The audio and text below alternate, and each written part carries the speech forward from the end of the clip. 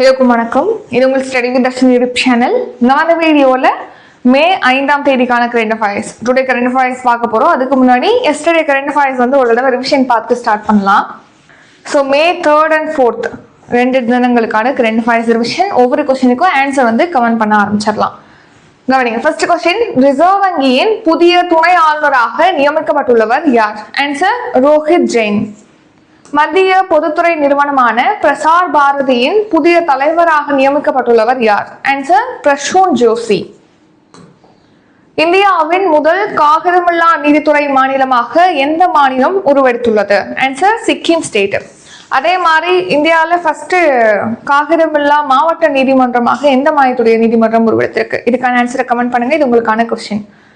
அடுத்து, கைபேசி வழி அவசரகால எச்சரிக்கை நடைமுறையை நாடு முழுவதும் அறிமுகப்படுத்திய துறை எது? ஆன்சர் தொலைத்தொடர்பு துறை.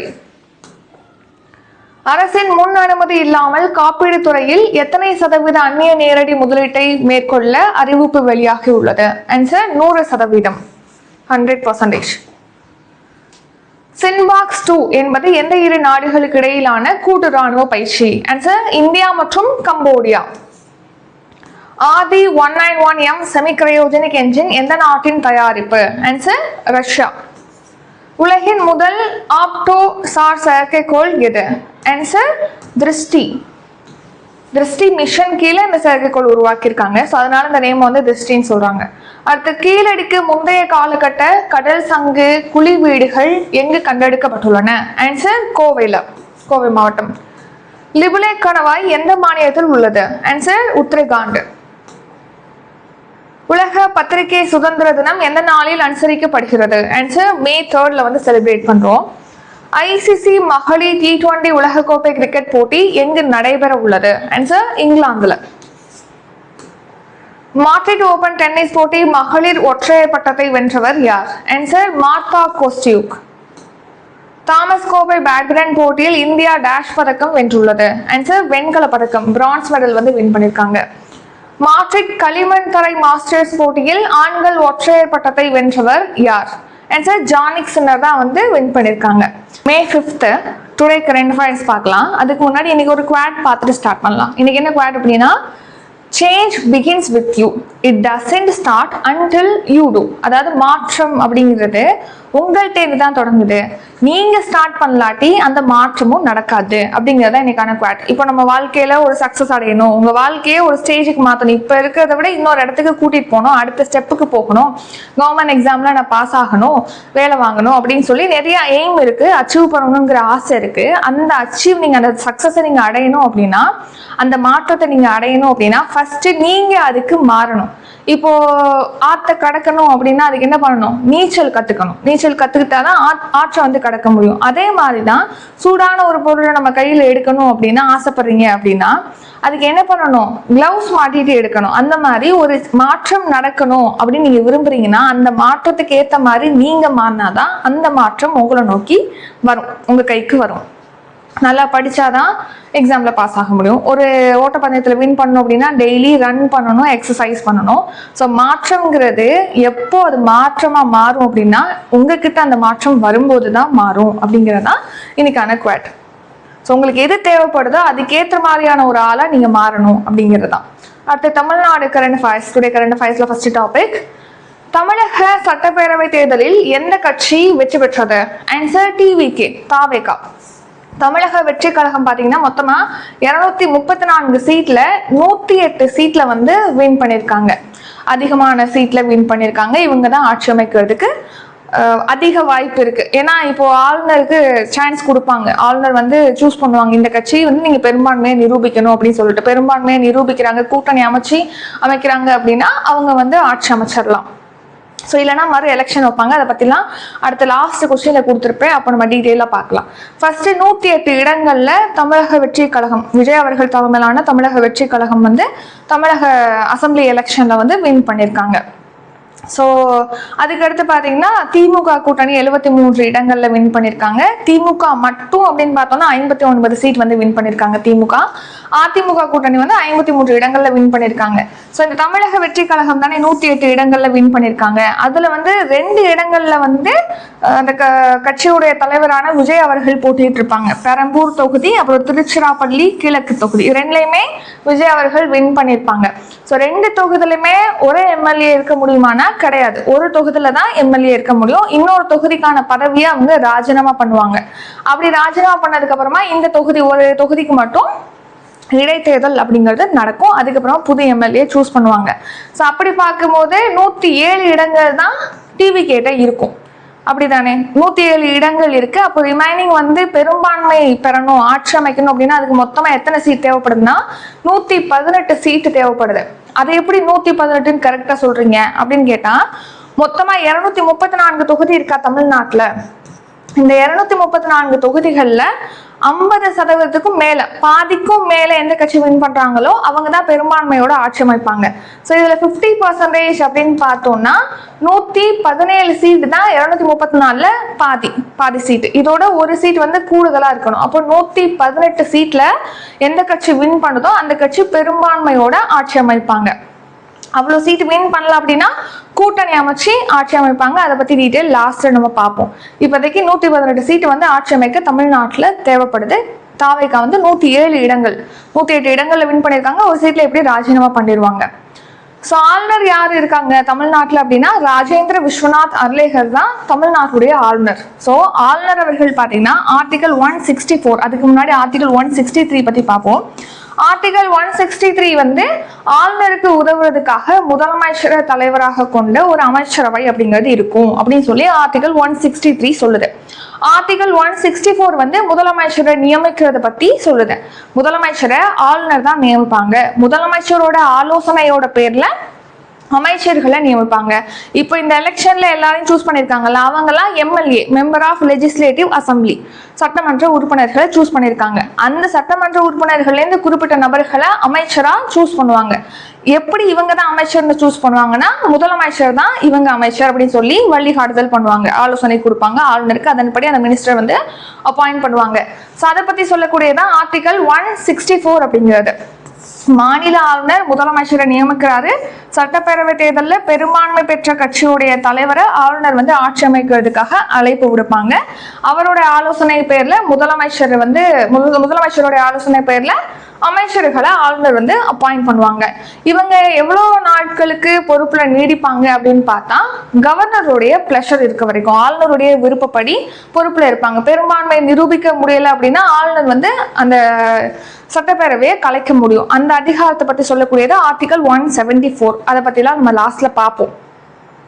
சரி, இப்போ வந்து ஒரு ஸ்டேட்ல இத்தனை மினிஸ்டர் அப்பாயிண்ட் பண்ணும். இப்போ வந்து 234 எம்எல்ஏக்கள் இருக்காங்க. 234 பேரையுமே மினிஸ்டர் அப்பாயிண்ட் பண்ண முடியுமானா கிடையாது. அதுல எவ்வளவு பேரை தான் அப்பாயிண்ட் பண்ணலாம் அப்படின்னா 15% பேரை தான், அதிகபட்சமா 15% பேரை மினிஸ்டர் அப்பாயிண்ட் பண்ணலாம். குறைந்தபட்சம் 12க்கு குறையாம இருக்கணும் மினிஸ்டர்ஸோட எண்ணிக்கை. ஸோ 15%க்கும் மிகாமல் இருக்கணும். ரொம்ப கம்மியா 12க்கு கீழேயும் போயிடக்கூடாது மினிஸ்டர்ஸோட எண்ணிக்கை ஸ்டேட்ல. அடுத்து முதலமைச்சரை பத்தி சொல்லக்கூடியது ஆர்டிகல் 163. நான் ஸ்டார்டிங்ல சொன்னேன் இல்லையா, ஆளுநருக்கு உதவுறதுக்காக முதலமைச்சரை தலைமையாக கொண்ட அமைச்சரவை அப்படிங்கிறது இருக்கும் அப்படிங்கறதுதான் ஆர்டிகல் 163 குறிப்பிடுது. 164 அப்படிங்கிறது முதலமைச்சரை நியமிக்கிறது, அமைச்சர்களை நியமிக்கிறது பத்தி சொல்லுது. ஆளுநர் நியமிப்பாங்க அவங்கள. Science and tech, hanta virus கீழ்கண்ட எதன் மூலம் பரவுகிறது?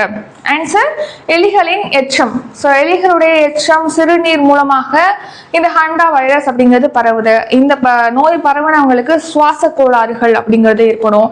நெக்ஸ்ட் அவங்களுக்கு காய்ச்சல், தசைவலி இருக்கும்.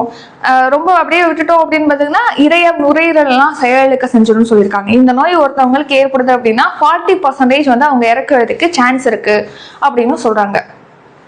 ஸோ இப்போ எதுக்காக இந்த ஹண்டா வைரஸ் பத்தி பார்க்குறோம் அப்படின்னா, இந்த ஹண்டா வைரஸ் வந்து இப்போ ரீசெண்டா MV ஹோண்டியஸ் கப்பல்ல இந்த தொற்றானது கண்டறியப்பட்டிருக்கு.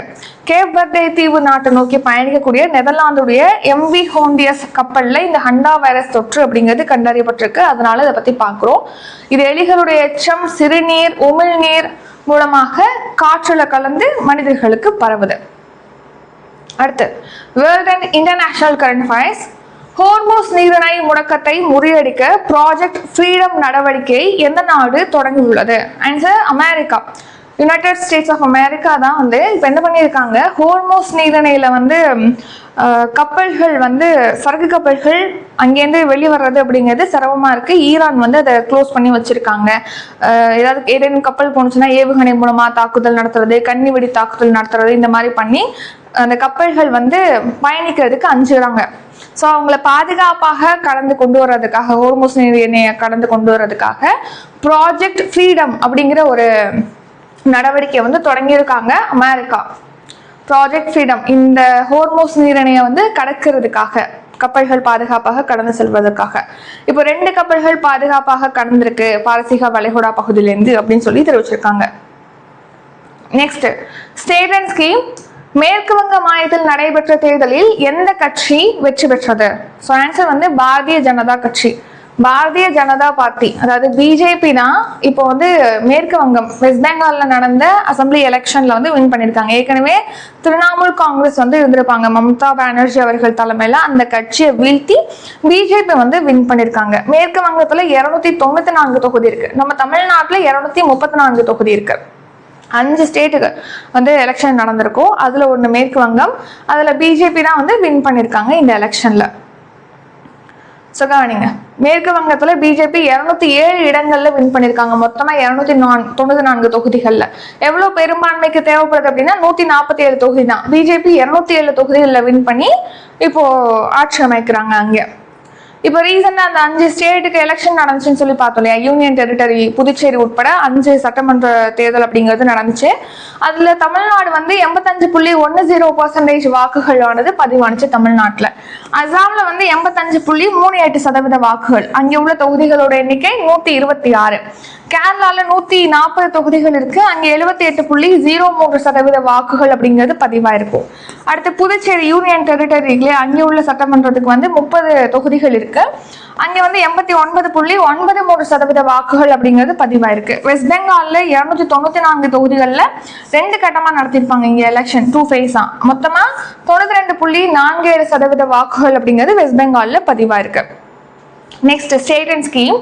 அசாம் மாநிலத்தில் நடைபெற்ற தேர்தலில் எந்த கட்சி வெற்றி பெற்றது? சேம் பிஜேபி தான் வின் பண்ணியிருக்காங்க. வெஸ்ட் பெங்காலையும் சரி அசாம்லையும் சரி பிஜேபி தான் வின் பண்ணியிருக்காங்க. வெஸ்ட் பெங்கால்ல திரிணாமுல் காங்கிரஸ் இருந்துச்சு, அதை தோற்கடிச்சு பிஜேபி வின் பண்ணியிருக்காங்க. அசாம்ல ஏற்கனவே பிஜேபி தான் இருந்தாங்க, எகைன் வந்து பிஜேபி வின் பண்ணியிருக்காங்க. ஸோ ஆன்சர் வந்து பாரதிய ஜனதா கட்சி. ஸோ அசாம்ல எத்தனை தொகுதி இருக்கு அப்படின்னா 126 தொகுதி இருக்கு. அதுல பிஜேபி வந்து 82 இடங்கள்ல வெற்றி பெற்று தொடர்ந்து 3வது முறையாக அங்கே பாஜக கூட்டணி ஆட்சி அமைக்கிறாங்க. யார் அங்கே முதலமைச்சரா இருக்காங்க அப்படின்னா ஹிமந்த பிஸ்வா சர்மா தான் வந்து முதலமைச்சரா இருக்காங்க. இந்த எலெக்ஷன்லயும் பிஜேபி அந்த கூட்டணி தான் வந்து வின் பண்ணிருக்காங்க அலைன்ஸ். பிஜேபி வந்து 82 இடங்கள்ல வின் பண்ணிருக்காங்க. போடோ மக்கள் முன்னணி 10 இடம், அசோம் கன பரிஷத் வந்து 10 இடம். மொத்தமா பிஜேபி கூட்டணியானது 92, 92, 102 இடங்கள்ல வின் பண்ணிருக்காங்க. அடுத்த ஸ்டேட் அண்ட் ஸ்கீம். கேரள மாநிலத்தில் நடைபெற்ற தேர்தலில் எந்த கட்சி வெற்றி பெற்றது? ஸோ இங்கே வந்து காங்கிரஸ் வந்து வின் பண்ணியிருக்காங்க. இந்தியன் நேஷனல் காங்கிரஸ் வந்து வின் பண்ணியிருக்காங்க. இந்திய தேசிய காங்கிரஸ் கட்சி தான் கேரளாவில் நடைபெற்ற எலெக்ஷன். கேரளாவில் 140 தொகுதிகள் சீட்ஸ் வந்து இருக்கு. 140 தொகுதிகளுக்கு நடந்த எலெக்ஷன்ல காங்கிரஸ் கட்சியானது வின் பண்ணியிருக்காங்க. ஸோ கம்யூனிஸ்ட் தலைமையிலான ஜனநாயக முன்னணி ஆட்சி தான் அங்கே இருந்துச்சு, அதை வீழ்த்திட்டு இப்போ காங்கிரஸ் தலைமையிலான ஐக்கிய ஜனநாயக முன்னணி கட்சியானது வின் பண்ணியிருக்காங்க. ஸோ கேரளாவில் 140 தொகுதிகள் இருக்கு, அதில் ஐக்கிய ஜனநாயக முன்னணி 102 இடங்களை வின் பண்ணி இங்கே ஆட்சியானது அமைக்கிறாங்க. அதில் இந்த கூட்டணியில் ஒரு கட்சி தான் காங்கிரஸ். ஸோ காங்கிரஸ் 63 தொகுதியில் வின் பண்ணியிருக்காங்க. அடுத்த ஸ்டேட் அண்ட் ஸ்கீம். புதுச்சேரியில் மீண்டும் முதலமைச்சராக பொறுப்பேற்க உள்ளவர் யார்? ஆன்சர் ரங்கசாமி. ரங்கசாமி அவர்கள் தான் இங்க முதலமைச்சராக இருக்காங்க. புதுச்சேரிக்கு 30 சீட்டுக்கு வந்து எலெக்ஷன் நடந்துச்சு, அதுல வந்து ரங்கசாமி அவர்கள் வின் பண்ணி மறுபடியும் அங்க முதலமைச்சராக பொறுப்பேற்க இருப்பதாக தெரிவிச்சிருக்காங்க. ஸோ ரங்கசாமி அவர்கள் வந்து எந்த கட்சி அப்படின்னா என்ஆர் காங்கிரஸ் கட்சியோட தலைவர். ஸோ அந்த கட்சி மட்டும் பார்த்தீங்கன்னா 16 இடங்கள்ல வின் பண்ணியிருக்காங்க எலெக்ஷன்ல, மொத்தம் 30 தொகுதிகள்ல. இவங்களுடைய கூட்டணி தான் தேசிய ஜனநாயக கூட்டணி. அந்த கூட்டணி வந்து 18 தொகுதிகளில் வின் பண்ணியிருக்காங்க. இதுல முதலமைச்சராக பொறுப்பேற்றிருக்கக்கூடிய ரங்கசாமி அவர்கள் வந்து தட்டாஞ்சாவடி தொகுதியில வந்து வின் பண்ணியிருக்காங்க. அடுத்து தமிழ்நாடு கரண்ட் அஃபேர்ஸ். தமிழகத்தில் எதிர்கட்சியாக அந்தஸ்து பெற அக்கட்சி எத்தனை இடங்களில் வெற்றி பெற்று இருக்க வேண்டும்? ஆன்சர் வந்து 10% சீட். மினிஸ்டருக்கு பார்த்தீங்கன்னா நம்ம வந்து மொத்த சீட்ல வந்து எத்தனை எம்எல்ஏக்களை வந்து மினிஸ்டரா தேர்வு செய்யலாம் அப்படின்னு பார்த்தா 15% பார்த்தோம் அதிகபட்சமா. குறைந்தபட்சம் 12க்கு குறையாம இருக்கணும்னு பார்த்தோம். இப்போ ஒரு கட்சி எதிர்கட்சியாக அந்தஸ்து பெறணும் அப்படின்னா இப்போ வின் பண்ண கட்சிக்கு அடுத்தபடியா அதிக சீட் இருக்கக்கூடிய கட்சி தான் எதிர்கட்சியா அறிவிப்பாங்க. அதுலயும் முக்கியமா பாத்தீங்கன்னா குறைந்தபட்சமா இவ்வளவு சீட்லயாவது வின் பண்ணிருக்கணும் அப்படின்னு சொல்லிட்டு மினிமம் குவாலிபிகேஷன் அப்படின்னு சொல்லிட்டு இருக்கு. அது வந்து மினிமம் 10% சீட்ல வந்து வின் பண்ணிருக்கணும். இப்ப தமிழ்நாட்டுல ஒரு கட்சி எதிர்கட்சியான அந்தஸ்து பெறணும் அப்படின்னா மொத்தமா 234 தொகுதிகள்ல அவங்க வந்து 10% வின் பண்ணிருக்கணும். அதாவது 10ல் 1 பங்கு தொகுதியை வின் பண்ணிருக்கணும். ஸோ அப்போ 10% அப்படின்னா எவ்வளவு வரும்? 23 தொகுதியில அவங்க வின் பண்ணியிருந்தாதான் ஒரு கட்சி எதிர்கட்சி அந்தஸ்தே பெற முடியும். அதுவும் வின் பண்ண கட்சியை விட அதுக்கு அடுத்த நிலையில இருக்கக்கூடிய கட்சி தான் எதிர்கட்சியா இருக்கணும். அந்த எதிர்கட்சியும் 23 தொகுதிகள்லயாவது வின் பண்ணியிருந்தாதான் அந்த கட்சியை நம்ம எந்த கட்சியா அறிவிக்கலாம்? எதிர்கட்சியா அறிவிக்கலாம். இப்போ திமுக கட்சி வந்து 59 தொகுதிகள்ல வின் பண்ணியிருக்காங்க இல்லையா? அவங்க தான் வந்து அடுத்து எதிர்கட்சி.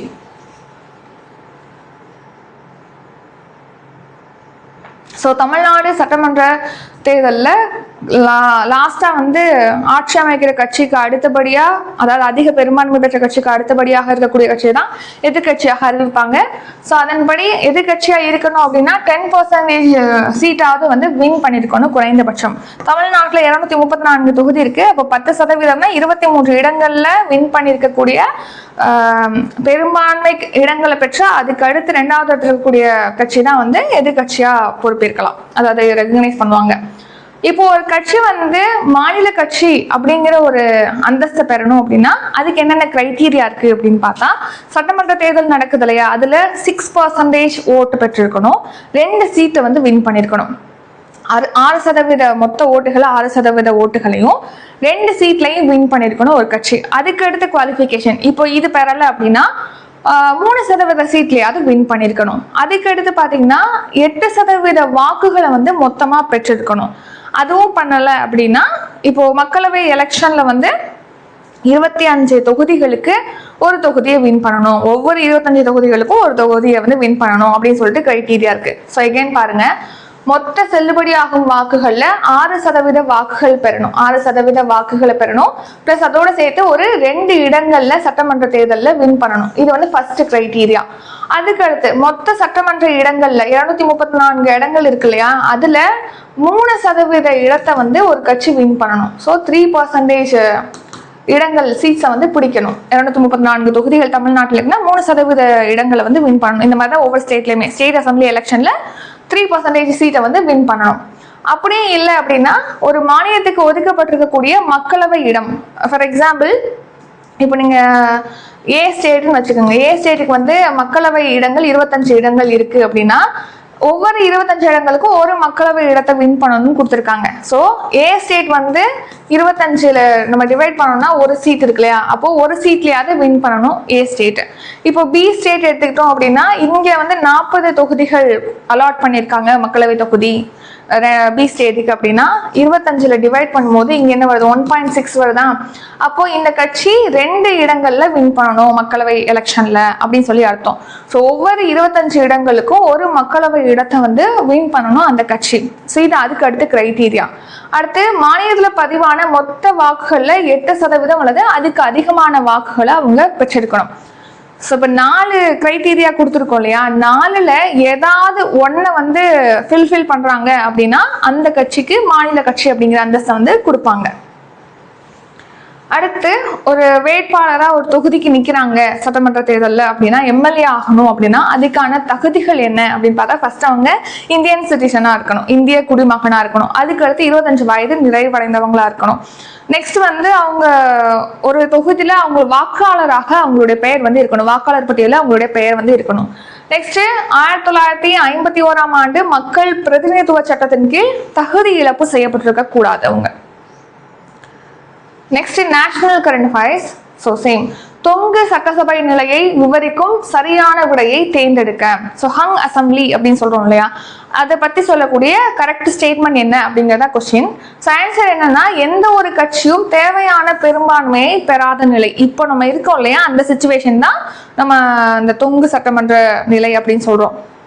அதாவது டிவிக்கே தான் வந்து அதிகமான ஓட்டு, அதாவது அதிகமான இடங்கள்ல வின் பண்ணியிருக்காங்க. ஆனா பெரும்பான்மைக்கு தேவை 118 சீட்டு, இவங்க வின் பண்ணது 108 சீட்டு. அதுலயுமே ஒரு சீட் வந்து ராஜினாமா பண்ணிடுவாங்க, அப்ப 107 சீட் தான் இருக்கும். 11 சீட் வந்து அவங்களுக்கு ஆட்சி அமைக்க தேவைப்படுது.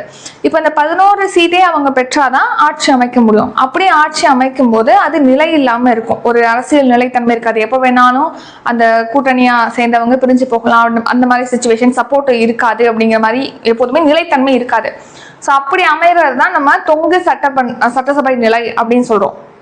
எப்போதுமே அது ஒரு ஹேங்கிங், தொங்கிட்டு இருக்கக்கூடிய ஒரு பழம் மாதிரி, எப்போ வேணா அது விழுந்துடலாம் அப்படிங்கிற மாதிரி தான் இதுக்கு பேர் வச்சிருக்காங்க, தொங்கு சட்டசபை அப்படின்னு சொல்லி. ஸோ மொத்தம் 234 சீட்ல 50% அதிகமா ஒரு சீட்டாவது வின் பண்ணி இருக்கிறதா நம்ம தனி பெரும்பான்மையோட ஆட்சி அமைக்கிறது அப்படின்னு சொல்லி பார்க்குறோம். ஆர்டிகல் 163 நான் ஏற்கனவே சொன்னேன் இல்லையா, ஆளுநர் அமைச்சரவை ஆலோசனைப்படி செயல்படுறாங்க. ஆளுநருக்கு ஹெல்ப் பண்றதுக்காக தான் ஆளுநர் அமைச்சரவை அப்படிங்கிறது இருக்கு அப்படின்னு சொல்றோம். இப்போ இந்த அமைச்சரவை இருக்கு இல்லையா, அதுல பெரும்பான்மை இல்லை, இந்த தொங்கு சட்டப்பேரவை நிலை அப்படிங்கிறது ஏற்படுது அப்படின்னா அந்த இடத்துல ஆளுநர் வந்து தன்னிச்சையா செயல்பட முடியும், அவர் ஒரு முடிவை எடுக்க முடியும்.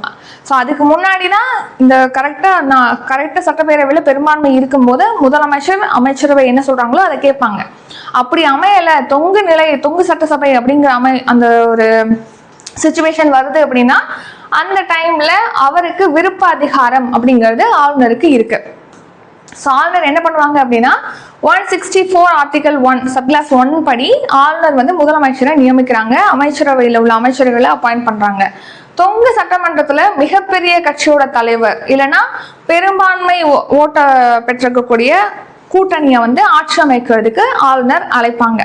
அவங்க என்ன பண்ணணும், பெரும்பான்மையை நிரூபிக்கணும். ஸோ சட்டப்பேரவையை கூட்டுவதற்கும் கலைக்கிறதுக்கும் ஒத்தி வைக்கிறதுக்கும் ஆளுநருக்கு ஆர்டிகல் 174 படி அவருக்கு அதிகாரம் இருக்கு. ஸோ அந்த 174 படி அந்த முதலமைச்சர் மினிஸ்டர்லாம் அப்பாயிண்ட் பண்ணிட்டாங்க. ஒருவேளை கூட்டணி அமைச்சு ஆட்சி அமைச்சிட்டாங்க அப்படிங்கிற பட்சத்துல சீஃப் மினிஸ்டர் மேல நம்பிக்கை இல்லா தீர்மானம் அப்படிங்கிறது கொண்டு வருவாங்க. நம்பிக்கை தீர்மானம் அப்படின்னு சொல்லிட்டு அந்த ஆட்சி மேல கொண்டு வருவாங்க. ஸோ கொண்டு வரும்போது அது சக்சஸ்ஃபுல்லா 50% மேல வாக்குகளை பெற்றாதான் அந்த ஆட்சியானது தொடர முடியும்.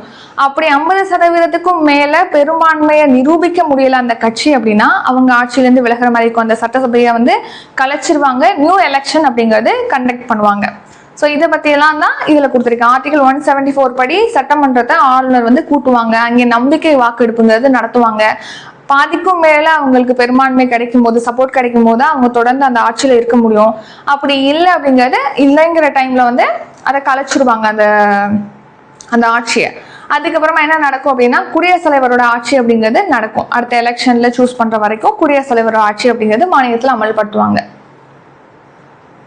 அடுத்த அரசியல் நிலைத்தன்மை. இப்போ இவங்க ஆட்சியே அமைச்சிட்டாங்கன்னு வச்சுக்கோங்களேன், தொங்கு சட்டசபையை பொறுத்த வரைக்கும் அந்த இடத்துல எப்போதுமே ஒரு நிலைத்தன்மை இருக்காது. எப்ப வேணா கலைஞ்சிடலாம், எப்ப வேணா விழுந்துடலாம். அந்த பழம் தொங்கிட்டு இருக்கும் போது அது விழுந்துடும் இல்லையா, அந்த மாதிரி ஒரு சிச்சுவேஷன் தான் அங்கே இருக்கும். அடுத்து sports current affairs. Miami grand free formula 1 car பந்தயத்தில் வெற்றி பெற்றவர் யார்? ஆன்சர் கிமி ஆண்டோனெல்லி.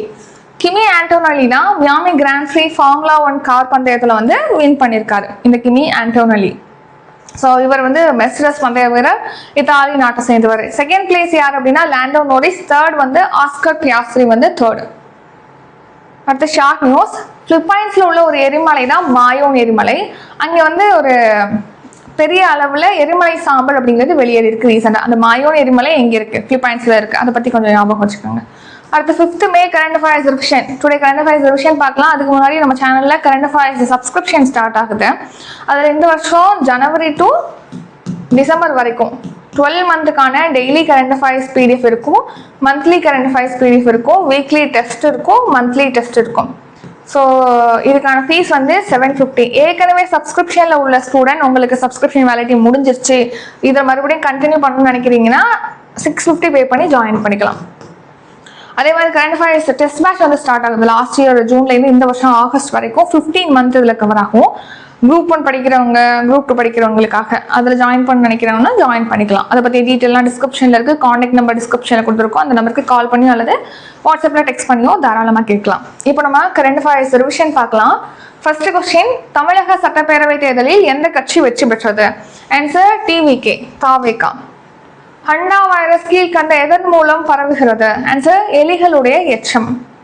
ஹோர்மோஸ் நீரிணை முடக்கத்தை முறியடிக்க ப்ராஜெக்ட் ஃப்ரீடம் நடவடிக்கையை எந்த நாடு தொடங்கியுள்ளது? Answer United states, America. மேற்கு வங்க மாநிலத்தில் நடைபெற்ற தேர்தலில் எந்த கட்சி வெற்றி பெற்றது? ஆன்சர் பிஜேபி, பாரதிய ஜனதா கட்சி. அசாம் மாநிலத்தில் நடைபெற்ற தேர்தலில் எந்த கட்சி வெற்றி பெற்றது? சேம் பிஜேபி தான் வந்து வின் பண்ணியிருக்காங்க, பாரதிய ஜனதா கட்சி. கேரள மாநிலத்தில் நடைபெற்ற தேர்தலில் எந்த கட்சி வெற்றி பெற்றது? ஆன்சர் இந்தியன் நேஷனல் காங்கிரஸ், இந்திய தேசிய காங்கிரஸ் கட்சி. புதுச்சேரியில் மீண்டும் முதல்வராக பொறுப்பேற்க உள்ளவர் யார்? ஆன்சர் என் ரங்கசாமி. தமிழகத்தில் எதிர்கட்சியாக அந்தஸ்து பெற அக்கட்சி எத்தனை இடங்களில் வெற்றி பெற்றிருக்க வேண்டும்? ஆன்சர் 10% சீட் வந்து வின் பண்ணிருக்கணும். தொங்கு சட்டசபை நிலையை விவரிக்கும் சரியான விடையை தேர்ந்தெடுக்க. ஆன்சர் எந்த ஒரு கட்சியும் தேவையான பெரும்பான்மையை பெறாத நிலையை தான் தொங்கு சட்டசபை அப்படின்னு சொல்றோம். Miami grand free formula 1 car பந்தயத்தில் வெற்றி பெற்றவர் யார்? ஆன்சர் கிமி ஆண்டோனெல்லி. ஸோ இத்துடன் இன்றைக்கான கரண்ட் அஃபேர்ஸ் வீடியோ நிறைவடைகிறது. இந்த வீடியோ உங்களுக்கு பிடிச்சிருந்தா லைக் பண்ணுங்க, ஷேர் பண்ணுங்க. நம்ம சேனலை நீங்க இன்னும் சப்ஸ்கிரைப் பண்ணலன்னா மறக்காம சப்ஸ்கிரைப் பண்ணிக்கோங்க. நன்றி, வணக்கம்.